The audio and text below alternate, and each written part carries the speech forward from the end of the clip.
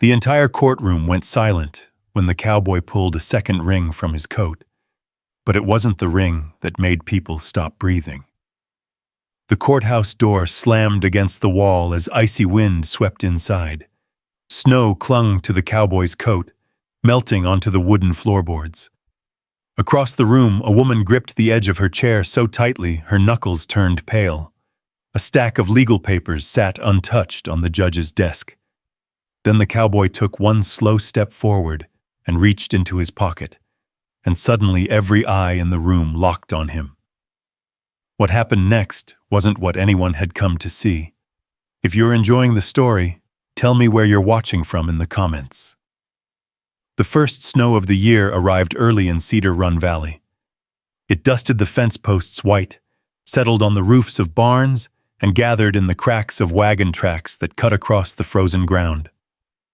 The cattle moved slower that morning. Even the river seemed quieter. Ruby Whitaker stood beside a fresh grave on a hill overlooking her ranch. The wind tugged at the black ribbon tied around her hat. Below her, the land stretched toward the Cedar River. A weathered barn. A small herd grazing near the south pasture. The house her father had built with his own hands 20 years earlier. Everything looked the same. That was the cruel part. The world kept moving even after Elias Whitaker was gone. 3 weeks earlier, he had been sitting at the kitchen table drinking coffee from his favorite blue mug. By noon, he was gone. A bad heart. No warning. No time for goodbye. Ruby lowered her eyes to the simple wooden marker. She had spent every day since then fixing fences, feeding cattle, sorting receipts, and answering questions she never wanted to hear. Then came the visit from Walter Griggs. The banker had removed his hat before stepping onto her porch. That was how she knew the news would be bad. The paperwork on Willow Creek Ranch contained an old ownership discrepancy dating back years. Without proper legal protection, the land could be challenged. The bank could freeze operations. Investors could make claims. Ruby remembered staring at the documents spread across her table. Lines of ink, official stamps, enough paper to destroy a lifetime of work. "You've got less than a month," Walter had said quietly. Less than a month. The words followed her everywhere. Through the barn, across the fields, into her sleep. 3 days later, she saddled her horse before sunrise. The ride to Brennan Ranch took nearly an hour. Frost coated the grass. Her breath drifted in white clouds. Cole Brennan was repairing a gate when she arrived. He looked up once. Nothing more. No surprise. No greeting. Just those calm gray eyes studying her from beneath the brim of his hat. Ruby explained everything. The ranch, the bank, the deadline, the legal problem. When she finished, the valley was silent except for the distant sound of cattle. Cole rested both hands on the top rail of the fence. "Why me?" he finally asked. Ruby met his gaze. "Because you don't talk." For the first time, something almost resembling amusement touched his face. Almost. Days passed before he gave her an answer. When he finally rode onto her property, snow was falling again. "I'll do it," he said. "No speech. No conditions beyond one. This stays simple.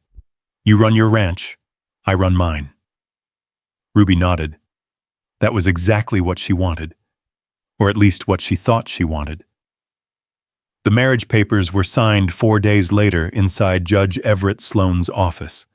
No flowers, no guests, no preacher, only a desk, 2 signatures, and the scratch of a pen across paper. Judge Sloan cleared his throat and declared the matter legal. Ruby slipped her father's ring back onto her finger. Cole placed his hat on his head. Neither smiled. Neither spoke. The whole thing lasted less than 10 minutes. Outside, the cold morning air struck her face. For the first time in weeks, she felt a small measure of relief. The ranch would survive, at least for now. As she stepped onto the boardwalk, Movement across the street caught her attention. A man stood beside a wagon loaded with lumber. Fine coat, expensive boots, a smile that never reached his eyes. Silas Mercer. He wasn't looking at the town. He wasn't looking at the judge's office. He was looking directly at them. Ruby felt something tighten inside her chest. Silas tipped his hat politely. Then he turned away and climbed into his wagon. The gesture lasted only a second, but as the wagon rolled down the street, she couldn't shake the feeling that the real trouble had only just begun. Beside her, Cole followed the wagon with his eyes. Then he looked toward the snow-covered mountains rising above Cedar Run Valley. Neither of them noticed that from the second-floor window of the courthouse, Judge Sloan was still watching. And neither of them knew that before sunset, Silas Mercer would already be requesting copies of their marriage records. Winter arrived faster than anyone expected that year. By the second week of November, thin sheets of ice formed along the edges of the Cedar River before sunrise. Frost-covered wagon wheels left outside overnight. Smoke rose from chimneys all across Cedar Run Valley long before dawn. Ruby settled into a routine.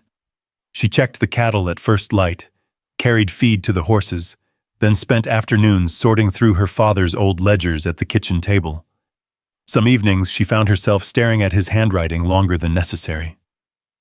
The house felt quieter now. Not empty, just different. One morning she stepped outside carrying a bucket of grain and stopped. The roof of the east cattle shed had been repaired. She stood still for several seconds. 3 loose boards had been rattling in every windstorm since October. She had planned to fix them herself before the first heavy snowfall. Now they were secured perfectly. Fresh nails, clean work, no note, no explanation. She already knew who had done it. Across the valley, Brennan Ranch sat beneath a pale winter sky. Ruby looked toward it for a moment before returning to work. Nothing was said. 3 days later, word spread through town that a young bull had broken loose at the Brennan property. By afternoon, Martha Reed mentioned it while weighing sugar behind the counter at her store. Cole caught him, she said. Took a nasty hit to the shoulder, though. Ruby simply nodded and finished paying for coffee beans. That evening, after dark, a small basket appeared on Cole Brennan's porch. Inside was a jar of salve from the clinic, fresh bread, and a container of beef stew still warm beneath a folded towel. No card, no signature. The next morning, the basket was back. Clean, carefully washed, set beside her front gate. Again, nothing was said. Days passed, then weeks. The valley slowly accepted what it believed was true. At church gatherings, people referred to Ruby as Mrs. Brennan without thinking. At the general store, orders were sometimes placed under both names. Neither she nor Cole bothered correcting anyone. It seemed easier that way. One snowy afternoon, Ruby found herself watching a rider approaching her ranch road. For a brief second, she thought it might be Cole. Instead, it was Silas Mercer. His horse moved at an easy pace. His smile appeared before he reached the gate. "Afternoon, Miss Whitaker." Ruby rested both hands on the fence rail. "What can I do for you, Mr. Mercer?" "Just checking on a neighbor." The answer came too quickly. Silas glanced toward the house, then toward the barn, then toward the distant hills, like a man measuring something. "I hear congratulations are in order." Ruby gave a small nod. Silas smiled again. This time it felt colder. When he finally rode away, she watched him until he disappeared beyond the cottonwoods lining the river. Miles away, in a dim office behind the feed warehouse, Silas unfolded a yellowed document. Across from him sat an elderly man with trembling hands. The man had once witnessed part of the arrangement between Ruby and Cole, and for the first time, Silas heard words that made him lean forward with interest. A marriage made for paperwork, not love, not a shared life, just necessity. Slowly, Silas closed the folder. Outside, snow drifted against the windows. Inside, a plan was beginning to take shape. Silas Mercer sat back in his chair and tapped the edge of the folder against his knee. The old witness had told him exactly what he needed to hear. Not a marriage built on love. Not a marriage built on family. A legal arrangement. A signature. A solution. And if it could be proven, everything Ruby Whittaker had fought to protect could unravel. Silas smiled to himself. Outside, evening settled over Cedar Run Valley. Across town, Ruby knew nothing about any of it. She was standing in her barn with a lantern hanging from a beam overhead. Snow rattled softly against the walls while she checked feed supplies for the coming weeks. Winter always demanded preparation. Barrels, grain sacks, hay inventory. Nothing could be forgotten. She was carrying a ledger toward the tack room when hoofbeats sounded outside. A rider approached slowly. Not Cole. Silas Mercer. Again. Ruby stepped into the cold air as he dismounted. His coat looked too expensive for ranch work. His gloves had never touched a shovel in their lives. Evening, Miss Whittaker. What brings you here? Silas glanced toward the barn. I came with an offer. Ruby folded her arms. I'm listening. I'd like to purchase Willow Creek Ranch. She almost laughed. I'm not selling. I haven't named a price yet. You don't need to. The answer came quickly, firmly. Silas studied her for several seconds. Then he nodded. Fair enough. But before leaving, he added one final sentence. If circumstances change, my offer remains open. Ruby watched him ride away through the falling snow. Something about the visit bothered her. Not what he said, what he expected, as though he already knew circumstances would change. The next morning brought clear skies. For the first time in days, sunlight touched the valley. Ruby was repairing a broken fence section near the north pasture when she heard another horse approaching. This time it was Cole. He stopped beside the fence. Neither spoke immediately. That had become normal between them. Comfortable somehow. Finally, Cole pointed toward the loose wire. You missed a staple. Ruby looked down. Sure enough. She smiled despite herself. Guess I did. He handed her one from his saddlebag. Their fingers brushed briefly. Nothing more. Still, neither moved away right away. The moment lingered longer than it should have.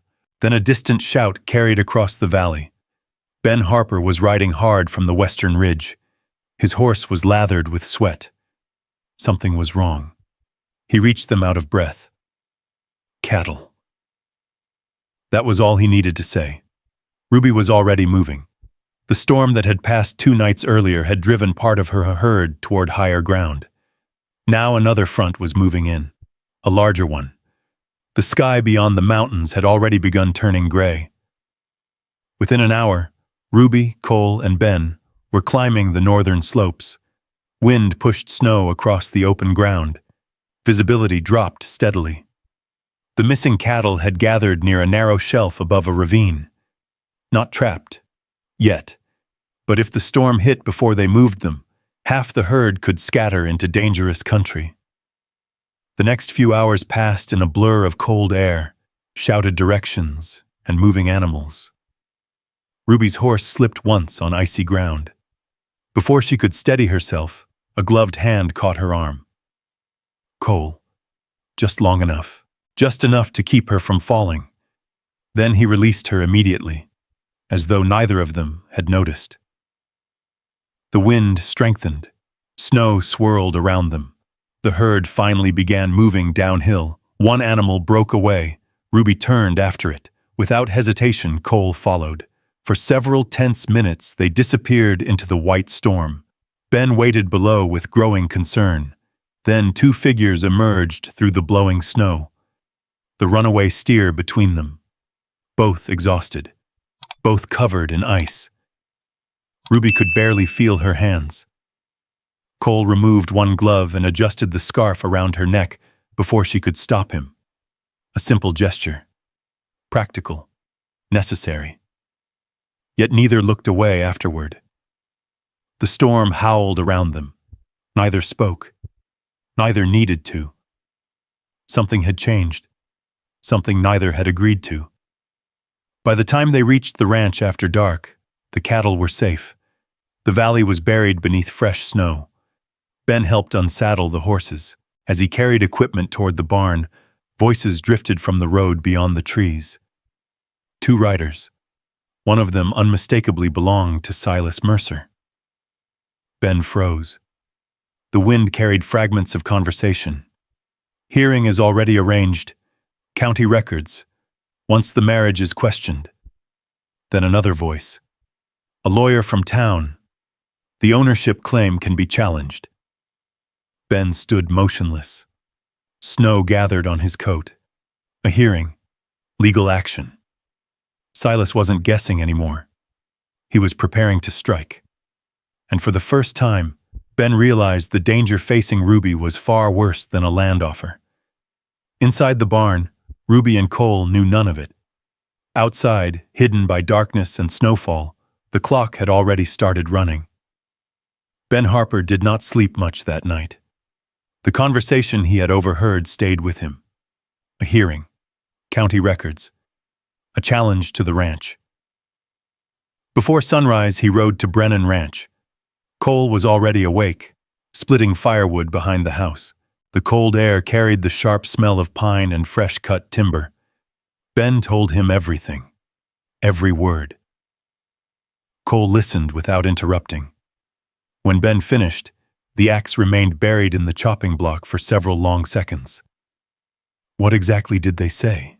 Cole asked. Ben repeated it carefully. Cole nodded once. Nothing more. But the rest of the day he worked in silence. 3 days later, the rumors began. At first, they moved quietly through Cedar Run Valley. A conversation outside the general store. A comment after church. A whisper near the feed counter. People began asking questions. Questions nobody had asked before. Why had the marriage happened so suddenly? Why had there been no wedding celebration? Why did Ruby still live at Willow Creek while Cole remained at Brennan Ranch? By the end of the week, the rumors had reached every corner of town. Then Silas Mercer made his move. On a gray Thursday morning, official notices appeared at the bank and courthouse. The county would review the legality of the marriage arrangement.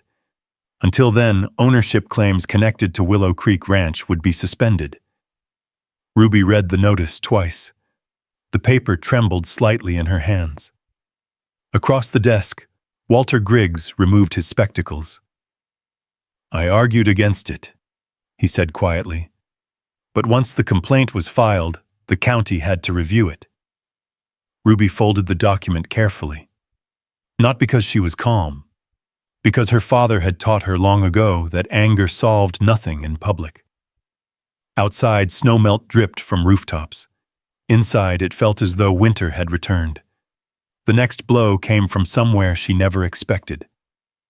Sunday morning. The small wooden church near the river. Pastor Hayes greeted people at the door as always. But when Ruby arrived, his smile carried discomfort. He cleared his throat. "The church board has decided not to formally recognize the marriage until the hearing is settled." The words landed softly, yet they hurt more than shouting ever could. Ruby simply nodded. Then she turned around and walked back down the church steps alone. No argument, no scene. Just the sound of her boots on frozen ground. By evening, even old friends had begun avoiding certain conversations. Some looked away. Others offered sympathy that felt suspiciously close to pity. Meanwhile, Silas Mercer seemed to be everywhere. At the bank, at the hotel, at the stockyard. Always smiling, always patient, always waiting. Ruby spent longer hours at the ranch after that. The work felt easier than thinking. One evening she found Cole repairing a broken gate along the property line. The setting sun painted the snow gold. For a while neither spoke. Finally Ruby broke the silence. "You should step away from this." Cole looked up. "This trouble started with me." "No." "It did." She kept her eyes on the fence post. "If they take the ranch, that's one thing." His jaw tightened. "But I won't drag you through it." The wind moved through the valley. Cole drove another nail into the wood, then another. When he finally spoke, his voice was calm. "You don't drag me anywhere, Ruby." But it wasn't the answer she had hoped for, and somehow that made the distance between them feel larger. That night, Ruby packed a small travel case, a few dresses, her father's watch, several ranch ledgers. Nothing else seemed important. The lamp beside her bed burned low. She sat there for a long time, staring at the packed bag. Across the valley, another light moved slowly through the darkness. Cole Brennan rode alone toward the northern hill, the hill where a single grave overlooked the valley. Snow crunched beneath his boots as he approached. The wooden marker stood exactly where it always had, his late wife's name worn smooth by years of weather. For a long time he said nothing. The valley below lay silent beneath moonlight. Finally he removed his hat. The cold wind moved through the pine trees. "I think I'm done living back there." His voice barely rose above a whisper. No one heard him. Not the mountains, not the snow, not even himself, fully. But once the words existed, they could not be taken back. Far below, a lantern still glowed in Ruby Whitaker's bedroom window, and less than 12 hours later, the hearing that could change both of their lives would begin. Morning came gray and cold. A thin layer of frost covered the boardwalk outside the courthouse. Wagons lined the street. Ranchers stood in small groups with steaming coffee cups in their hands. The whole town seemed to know something important was about to happen. Ruby arrived alone. She wore a dark blue dress beneath her winter coat and carried a worn leather folder containing every document she still possessed. The travel case she had packed the night before remained in the back of her wagon, just in case. Inside the hearing room, Judge Everett Sloan sat behind a long wooden desk. Walter Griggs occupied a chair near the front. Silas Mercer stood by the window looking entirely too comfortable. When he saw Ruby enter without Cole, the corner of his mouth lifted slightly. That hurt more than she expected. The hearing began. Documents were presented. Questions were asked. Silas spoke calmly, patiently, like a man discussing numbers rather than someone's life. He questioned the timing of the marriage. He questioned the arrangement. He questioned whether the union had existed only to satisfy legal requirements. Each sentence felt like another board being removed from beneath Ruby's feet. Judge Sloan listened carefully. Walter Griggs stared down at his papers. Outside, wind rattled the courthouse windows. Inside, the room seemed to grow smaller. Then came the moment everyone had been waiting for. "If no additional evidence is presented," Judge Sloan said, "the county will proceed with review of the ownership claim." Silas lowered his eyes, already certain of victory. Ruby felt her fingers tighten around the folder in her lap. Cole wasn't coming. She understood that now. She had told herself she was prepared for that possibility. She wasn't. The courtroom door opened. Every head turned. For a moment, nobody spoke. Cole Brennan stepped inside, carrying a weathered document case beneath one arm. Snow clung to his coat. His boots were dusted white from the road. He looked tired, like a man who had not slept. But his eyes were steady. Silas's smile disappeared. Cole walked directly to the front of the room. Without looking at anyone else, he placed several documents on Judge Sloan's desk.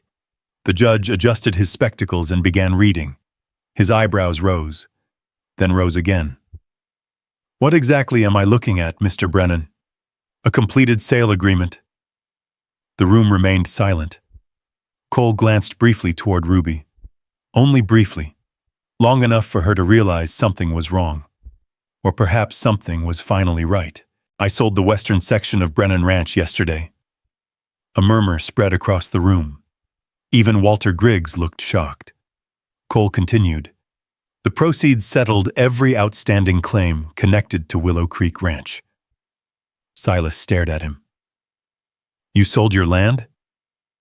Cole turned toward him for the first time. "Part of it." The silence that followed felt enormous. Judge Sloan reviewed the documents again. Everything appeared legal. Everything appeared final. The disputed debt was gone. The challenge had nothing left to stand on. Silas's face hardened. Months of planning had just collapsed in front of him. But the real shock had not arrived yet. Cole drew a slow breath. Then he looked directly at Ruby. The entire room seemed to disappear. "There is one more thing." No one moved. No one spoke. "When Ruby asked me to marry her, it started as an agreement." His voice carried clearly through the room. A practical solution. Ruby felt her heart begin to pound. Cole kept speaking. "But somewhere along the way, I stopped thinking about paperwork." The room was utterly silent now.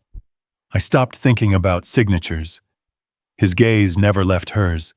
"I stopped thinking about what was real and what wasn't." A faint tremor passed through Ruby's hands. "I forgot it was supposed to be a fake marriage." Several people exchanged stunned looks. Even Judge Sloan seemed frozen. Cole took one step forward. "I thought I was helping save a ranch." Another step. "But I was building a life." Ruby blinked hard.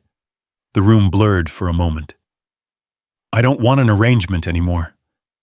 His voice softened. "I don't want an obligation." Then came the words nobody expected. "I love you, Ruby." The sentence landed like thunder. Simple, honest, impossible to mistake. Outside, sunlight broke through the clouds for the first time all morning. Ruby stared at him.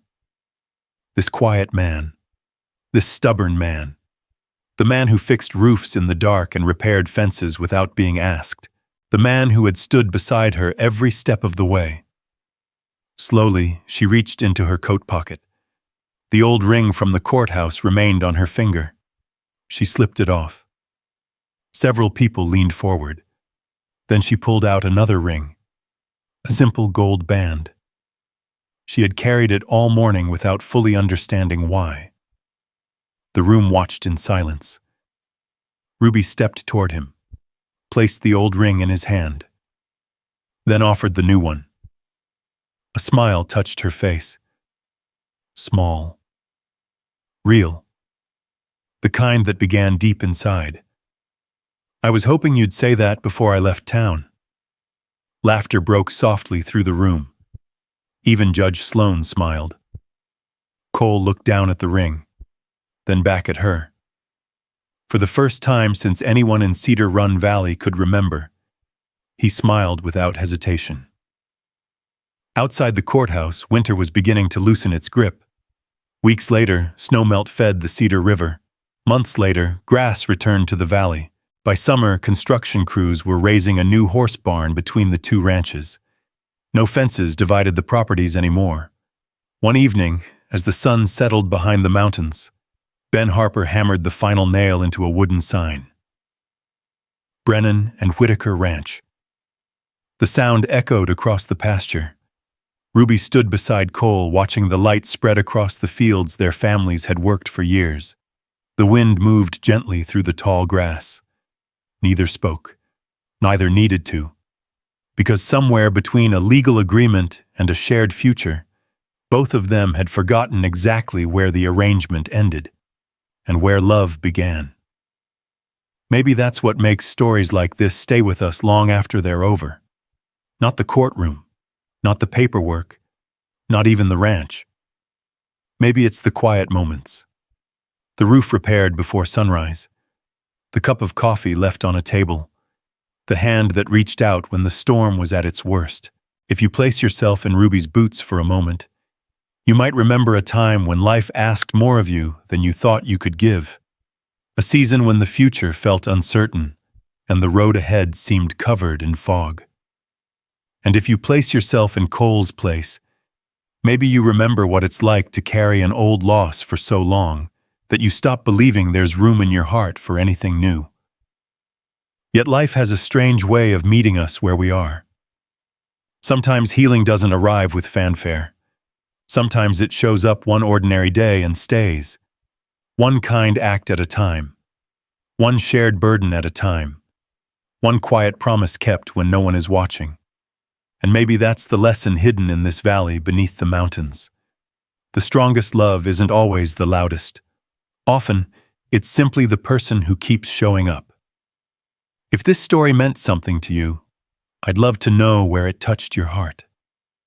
Leave a comment and share your thoughts. And if you enjoy stories about second chances, enduring love, and the unexpected ways people find their way home, I hope you'll join me again. There are many more journeys waiting just down the trail, and I'd be honored to share them with you.